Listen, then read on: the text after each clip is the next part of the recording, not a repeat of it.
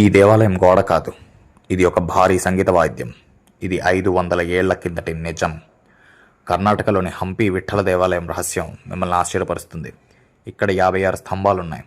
ప్రతి స్తంభంపై పడిన చప్పుడు ఒక సంగీత ధ్వనిని సృష్టిస్తుంది. ఈ స్తంభాలను సంగీత స్తంభాలని కూడా అంటారు. లోపల ఖాళీగా ఉన్న రాతిని చెక్కడం ద్వారా ఇది ఎలా సాధ్యమైంది? బ్రిటిష్ ఇంజనీర్లు దీని రహస్యాన్ని తెలుసుకోవడానికి ఒక స్తంభాన్ని పగలగొట్టారు. వారికి లోపల కనిపించింది ఏంటో తెలుసా?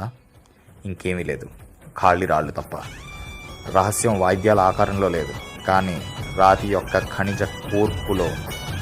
ప్రతి స్తంభం వేరే వేరే రాయి మరియు మందం కలిగిన రాళ్ళతో తయారు చేయబడింది. ఇది ఒకే రాతిలో వివిధ పిచ్లను ఉత్పత్తి చేయడానికి అనుమతించింది. 500 సంవత్సరాల క్రితం మన వాస్తుశిల్పులు శబ్దశాస్త్రాన్ని ఇంత ఖచ్చితంగా తెలుసుకున్నారంటే అద్భుతమే కదా. ఆధునిక సంగీత శాస్త్రానికి ఒక సవాలు విసిరిన దేవాలయం ఇది.